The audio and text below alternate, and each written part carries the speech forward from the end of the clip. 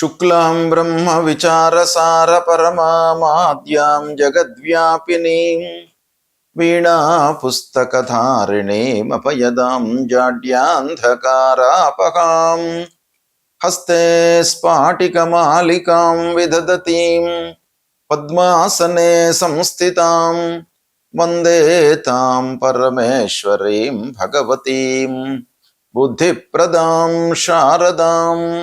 శ్రీ మహాగణాధిపతయే నమః. శ్రీ మహాసరస్వత్యై నమః. శ్రీ గురుభ్యో నమః.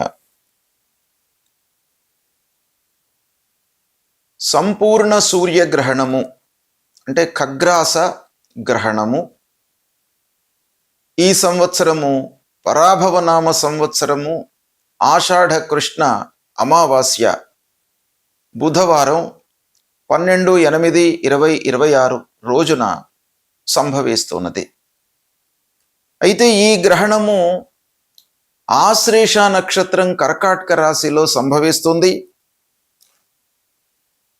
ఈ గ్రహణం యొక్క ప్రాధాన్యత ఏంటంటే ఈ గ్రహణము అన్ని దేశాలలో కనబడుతుంది, కానీ మన భారతదేశంలో దృగ్గోచరం కావట్లేదు. అంటే మనకు కనబడదు. భారతదేశంలో కనబడదు గనక దీనికి సంబంధించినటువంటి అంటే మన హైందవ సాంప్రదాయం ప్రకారంగా మనము ఆచరించవలసినటువంటి కార్యక్రమాలు ఇవన్నీ కూడాను మనం చేయవలసినటువంటి అవసరం లేదు. అంటే గ్రహణ సమయంలో స్నానాలు కానివ్వండి, తర్వాత తర్పణాలు, శ్రాద్ధాదులు ఇవన్నీ కూడాను మనము గ్రహణ సమయంలో చేయడము, దానాలు ఇవ్వడము ఇవన్నీ కూడాను సహజంగా మన ధర్మశాస్త్రం ప్రకారంగా చెప్పబడి ఉంది. అయితే ఇవి మనకు దృగ్గోచరము గ్రహణము కాదు గనక, కనబడట్లేదు గనక ఇవన్నీ కూడాను సాంప్రదాయం ప్రకారంగా చెప్పినటువంటివి ఆచరించవలసినటువంటి అవసరం లేదు. అయితే ఈ గ్రహణము ఖగోళంలో అంటే యూనివర్సల్ టైం ఎప్పుడు సంభవిస్తుంది అనే విషయాన్ని గనక మనం చూసినట్టయితే 12 ఆగస్టు 2026 రోజున మధ్యాహ్నం 3:34 ప్రారంభమయ్యి సాయంత్రం 7:58 వరకు ఉంటుంది. అంటే ఇండియన్ స్టాండర్డ్ టైం ప్రకారంగా రాత్రి 9:04 నుండి అర్ధరాత్రి దాటిన తర్వాత 1:28 వరకు మొత్తం గ్రహణం ఉంది. అయితే ఇండియన్ టైం ప్రకారంగా రాత్రి సంభవిస్తుంది కనుక సూర్యగ్రహణము రాత్రి దృగ్గోచరం కాదు గనక మనకు కనబడదు ఈ గ్రహణము. అయితే ఈ గ్రహణము ఎక్కడ కనిపిస్తుంది అనే విషయాన్ని కనుక మనం చూసినట్టయితే సంపూర్ణ గ్రహణము కొన్ని దేశాలలో కనబడుతుంది, పాక్షికంగా కొన్ని దేశాలలో కనబడుతుంది. సంపూర్ణ గ్రహణము గ్రీన్లాండ్, ఐస్లాండ్, ఉత్తర స్పెయిన్ అంటే నార్థర్న్ పార్ట్ ఆఫ్ స్పెయిన్ అన్నమాట, తర్వాత పోర్చుగల్, ఉత్తర Russia, northern part of Russia, ఉత్తర అట్లాంటిక్ మహాసముద్రం పైన ఈ గ్రహణము సంపూర్ణంగా కనబడుతుంది. ఇక పాక్షిక గ్రహణము ఏ దేశాలలో కనబడుతుంది అనే విషయాన్ని చూసినట్టయితే యూరప్ ఖండంలో ఎక్కువ భాగం కనబడుతుంది. తర్వాత ఉత్తర అమెరికా, కెనడా, వాయవ్య ఆఫ్రికా ఖండాలలో ఈ గ్రహణము పాక్షికంగా కనబడుతుంది. భారతదేశంలో మట్టుకు కనబడట్లేదు గనక మనము ఆచరించవలసినటువంటి అవసరం లేదు. అయితే ఈ గ్రహణము మనకు కనబడకపోయినప్పటికీ గ్రహణము సంభవిస్తున్నటువంటి నక్షత్రము రాశి ప్రకారంగా 12 రాశుల వారికి ఈ గ్రహణం యొక్క ప్రభావము ఎఫెక్ట్ ఎలా ఉంటుంది అనే విషయాన్ని మట్టుకు మనం జాగ్రత్తగా గమనించాలి.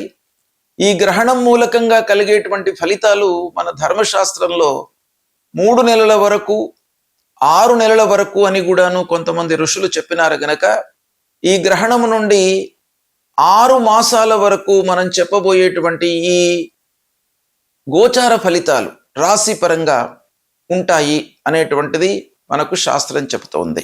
గ్రహణ గోచార ఫలితాలను గనక మనం చూసినట్టయితే మన ధర్మశాస్త్రంలో మన జన్మరాశి నుండి 1, 12, 8, 4 స్థానాలలో గనక గ్రహణం సంభవించినట్టయితే ఈ గ్రహణ ప్రభావము ప్రతికూలంగా ఉంటుంది.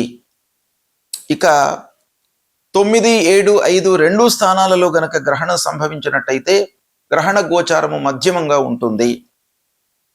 11, 10, 6, 3 స్థానాలలో గనక గ్రహణం సంభవించినట్టయితే మన జన్మరాశి నుండి ఇది శుభప్రదంగా ఉంటుంది అని మన ధర్మశాస్త్రం చెప్తుంది.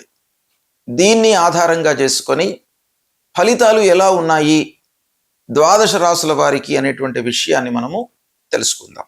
కుంభరాశి వారికి గ్రహణ గోచారము ఎలా ఉందో తెలుసుకుందాం.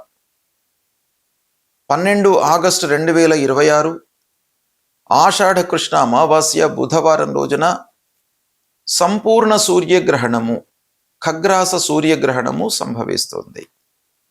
ఆశ్లేష నక్షత్రం కర్కాటక రాశిలో సంభవిస్తుంది. అయితే ఈ గ్రహణము కుంభరాశి వారికి 6వ స్థానంలో సంభవిస్తుంది. అంటే 6వ స్థానంలో పడుతుంది గ్రహణం. తద్వారా గ్రహణ గోచారము 6వ స్థానంలో సంభవించడము శుభప్రదము అని శాస్త్రం చెప్తుంది గనక కుంభరాశి వారికి గ్రహణం మూలకంగా మంచి ఫలితాలు ఉంటాయి. అంటే రాబోయే 6 మాసాల వరకు ఈ గ్రహణం మూలకంగా శుభ ఫలితాలు ఉంటాయి.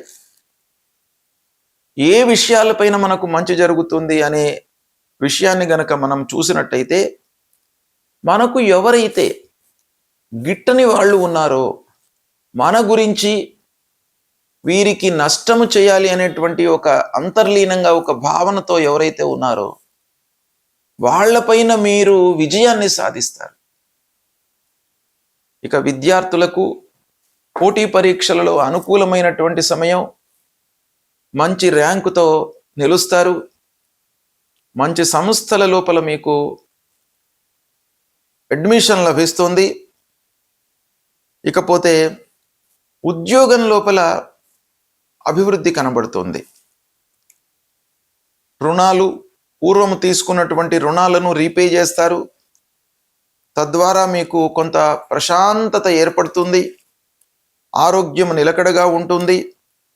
కోర్టు వ్యవహారాలలో అనుకూలమైనటువంటి తీర్పులు ఉంటాయి. ఇక ప్రజా సేవా కార్యక్రమాలలో పాల్గొంటారు. ధైర్యం పెరుగుతుంది. రావలసినటువంటి డబ్బు వస్తుంది. క్రమశిక్షణకు ప్రథమ ప్రాధాన్యత ఇస్తారు. మీరు ప్రణాళికాయుతంగా పనులు ప్రారంభిస్తారు. శ్రమకు తగినటువంటి ప్రతిఫలం గోచరిస్తుంది. ఉద్యోగస్తులకు, వ్యాపారస్తులకు కొత్త అవకాశాలు కూడాను ఈ గ్రహణం మూలకంగా కనబడుతున్నాయి. ఈ విధంగా కుంభరాశి వారికి ఈ గ్రహణము చాలా మంచి ఫలితాలను ఇవ్వబోతుంది. కాబట్టి దీన్ని సద్వినియోగపరచుకోండి.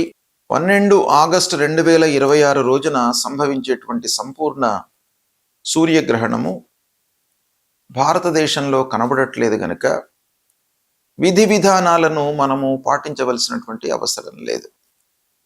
అయితే గ్రహణము అనగానే మనకు రాహు, కేతు, సూర్యుడు, చంద్రుడు వీటి మూలకంగానే గ్రహణం ఏర్పడుతుంది. మన శాస్త్రం ప్రకారంగా ఖగోళం లోపల కూడాను ఇదే సూచనలు కనబడతాయి గనక వీటికి పరిహారాలు చేసుకోవాలి మనం.